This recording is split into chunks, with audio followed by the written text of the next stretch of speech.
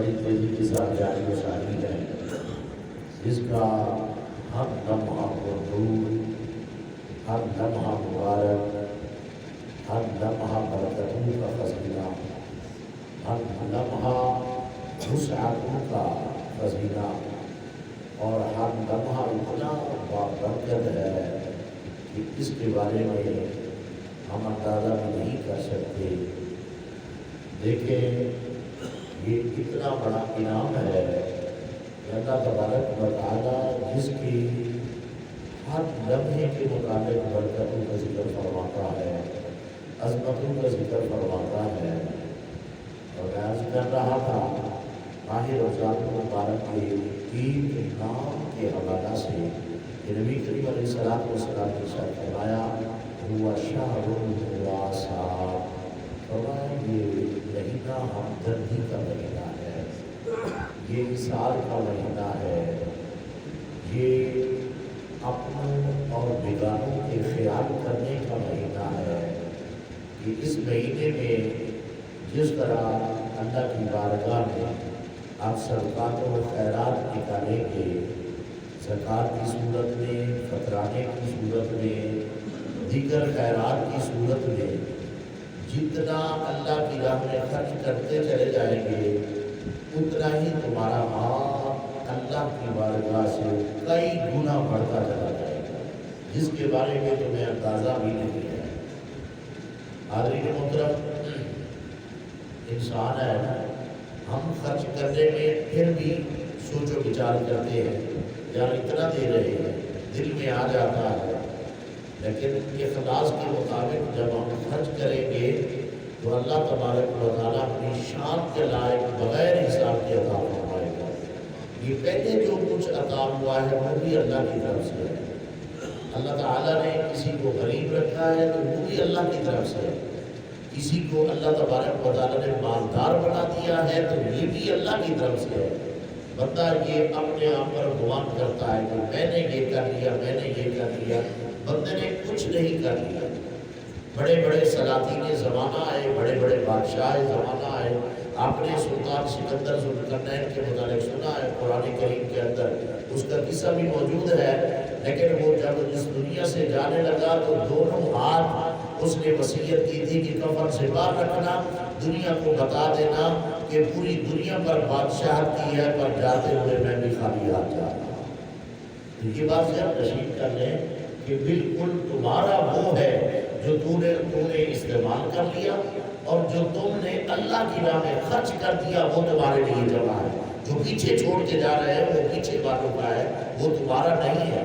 تمہارا وہی ہے جو تم نے راہ خدا میں خرچ کر دیا، اور اللہ تبارک و تعالیٰ نے اس کو اس قدر جوڑا، جیسا کہ میں نے قرآن کریم کی آیت مبارکہ گاہے گاہے پڑھتا ہوں، آپ حضرات کو سناتا ہوں۔ اللہ فرماتا ہے یمحق اللہ الربا ویربی الصدقات۔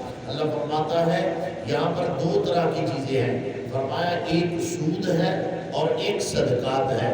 سود والے کے ساتھ اللہ کا اعلان جنگ ہے، فرمایا یمحق اللہ الربا، اللہ سود کو مٹا دیتا ہے، ویربی الصدقات، ارے صدقہ کرنے والے رب تیرے صدقے کو پالتا رہتا ہے، اور وہی صدقہ تیرا پہاڑوں کی صورت میں بن جاتا ہے۔ اللہ تبارک و تعالیٰ اس کی بدولت تیری بخشش و مغفرت فرما دیتا ہے۔ ذرا اسی پر غور فرمائے، نبی کریم علیہ السلام کے غلاموں، حضور علیہ السلام نے ارشاد فرمایا کہ جس بندے نے اپنے مال کی زکوٰۃ نکالی، صدقات و خیرات کیے، فرمایا وہ اس کے شر سے ہمیشہ کے لیے محفوظ ہو گئے۔ اللہ تبارک و تعالیٰ نے اسے شر سے محفوظ فرما دیا، اس لیے کہ جب اس نے مال کی زکوٰۃ نکال لی تو وہ مال، ایسا مال کی وجہ سے اللہ تعالیٰ نے اسے بھی پاک کر دیا، اس کے مال کو بھی پاک کر دیا۔ اللہ تبارک و تعالیٰ نے اسے ماحول بھی پاک عطا کر دیا۔ تو نبی کریم علیہ السلام کے غلاموں، اللہ کی راہ میں خرچ کرنے کا ثواب کتنا بڑا ہے، کتنا بڑا ہے، خود قرآن کریم کو بیان فرماتا ہے۔ مثل الذین ينفقون اموالهم، فرمایا وہ لوگ جو اپنا مال اللہ کی راہ میں خرچ کرتے ہیں۔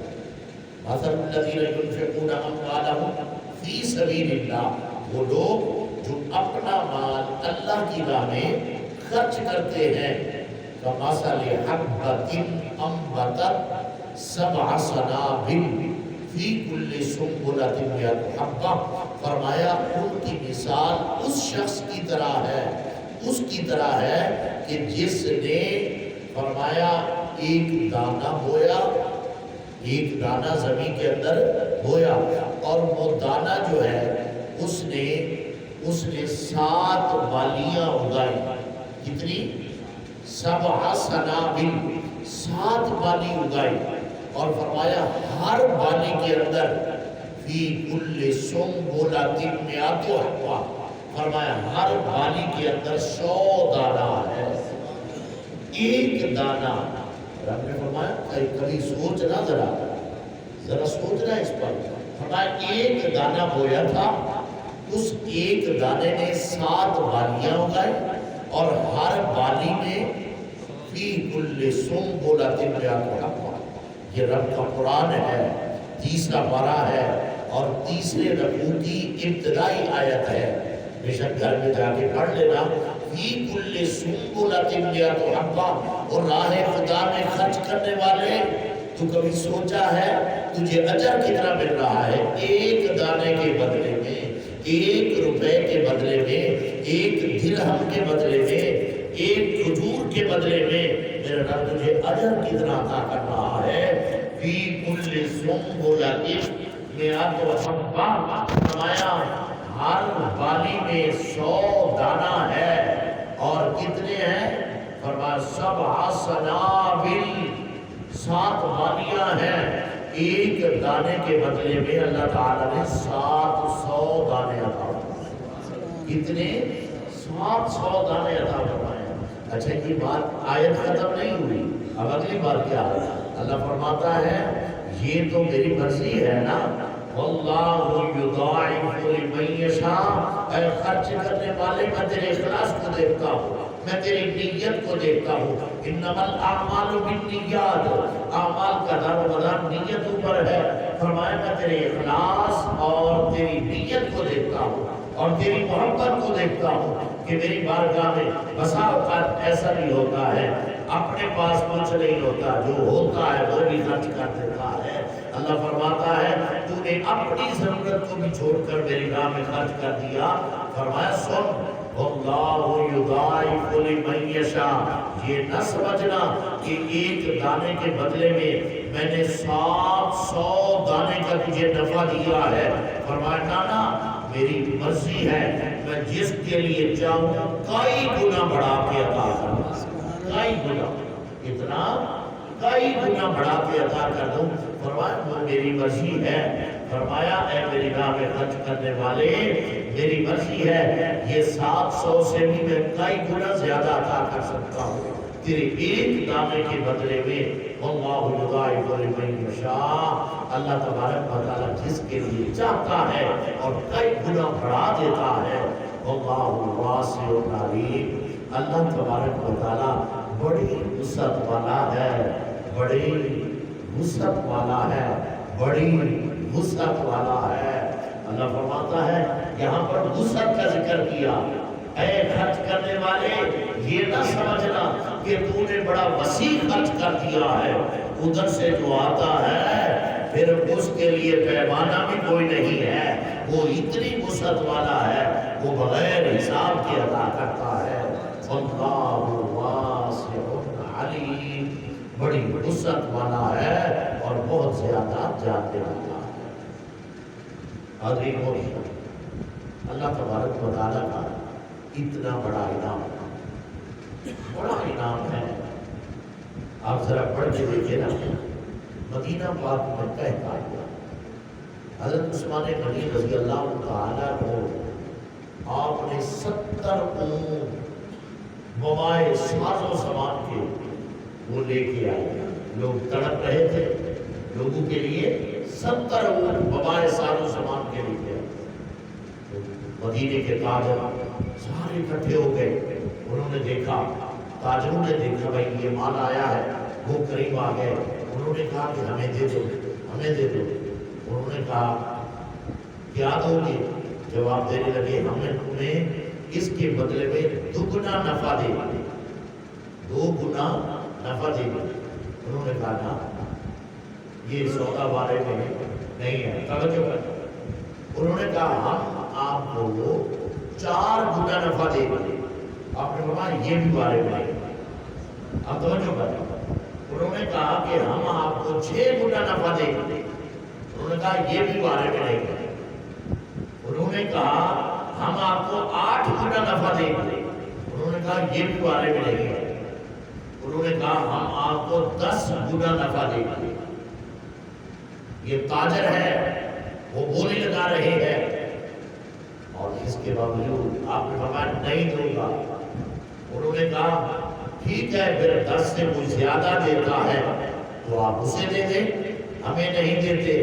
آپ نے فرمایا جس سے میں نے تجارت کی ہے نا وہ تو مجھے, تم تو کہتے ہو 10 گنا, وہ تو مجھے 80 گنا نفع دے رہا ہے. یہ کیسے ہو سکتا ہے 80 گنا نفع؟ بے شک آپ دے.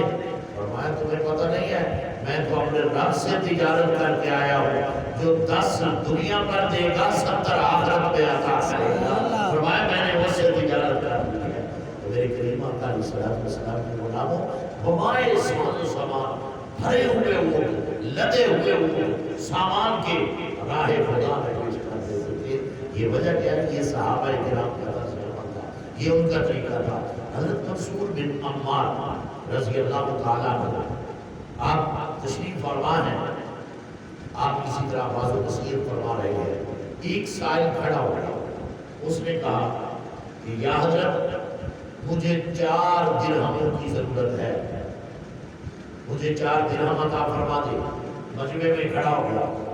حضرت منصور بن عمار نے فرمایا جو شخص اس کی حاجت پوری کرے گا میں اس کے لیے 4 دعائیں کروں گا.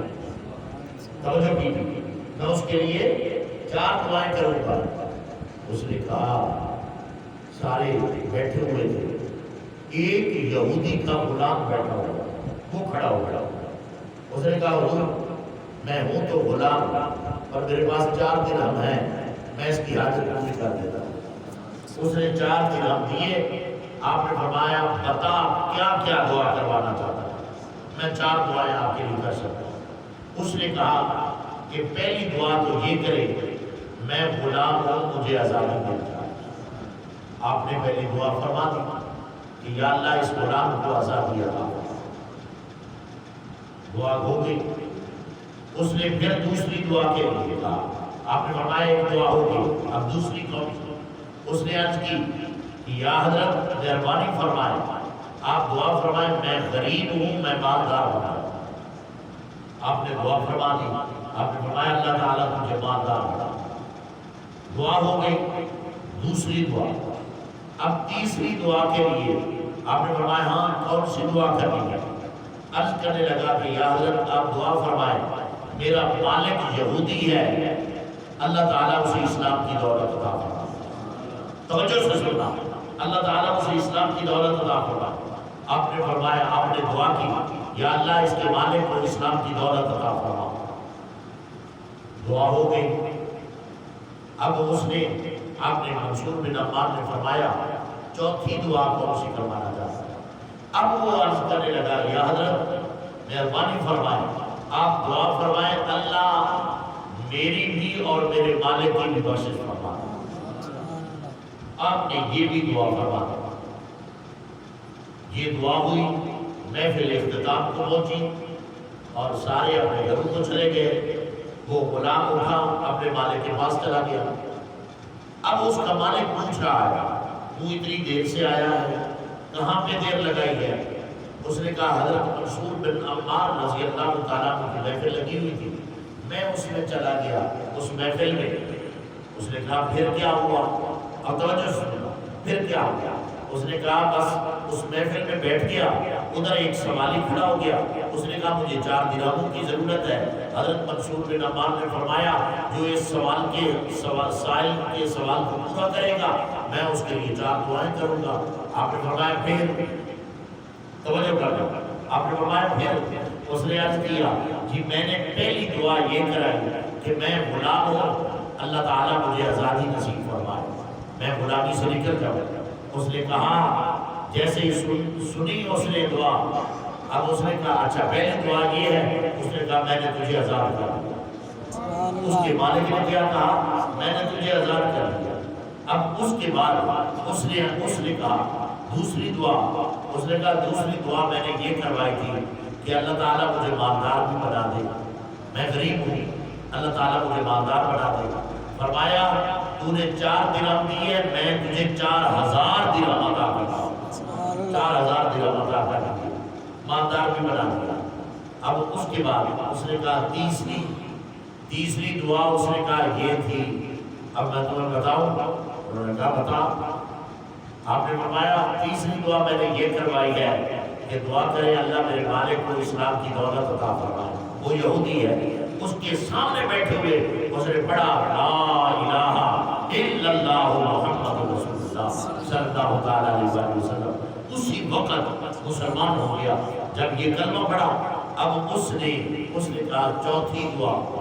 کہا چوتھی دعا یہ ہے کہ میں نے عرض کی تھی آپ دعا فرمائیں کہ اللہ تعالیٰ میری بھی اور میرے مالک کی بخشش فرمائے.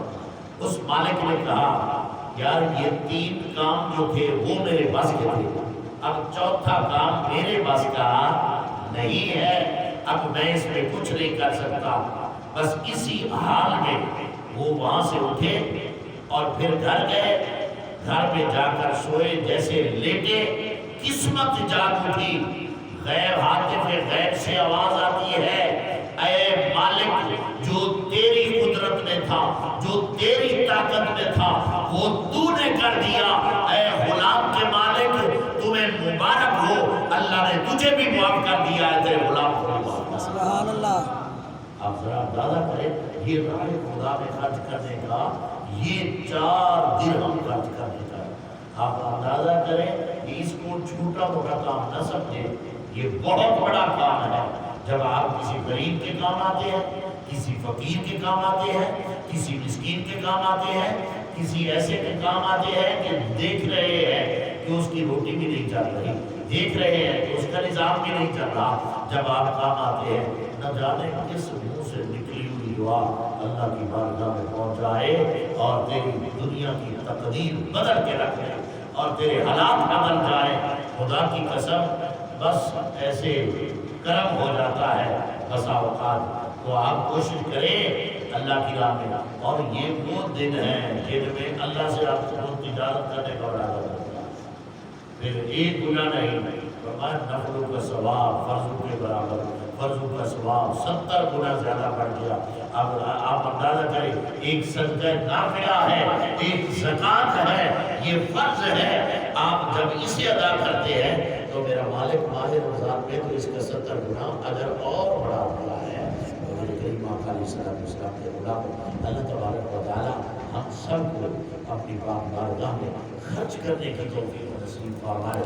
پھر اللہ کی راہ میں جو خرچ کرتا ہے الذین ينفقون اموالهم باللیل والنہار سرا وعلانیۃ فلہم اجرهم عند ربهم ولا خوف علیہم ولا هم یحزنون.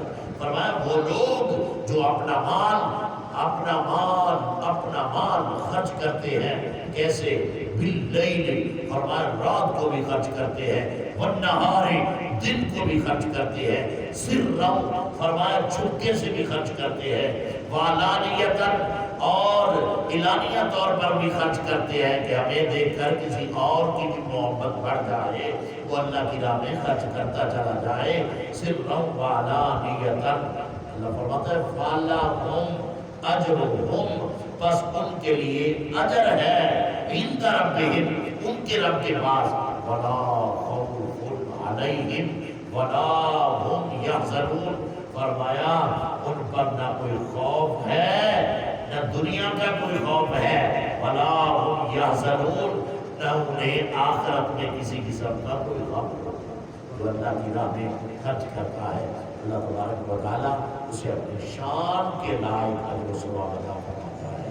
اللہ تبارک و تعالیٰ اپنی راہ میں ہمیں خرچ کرنے کی ہمت و توفیق نصیب فرمائے. آمین.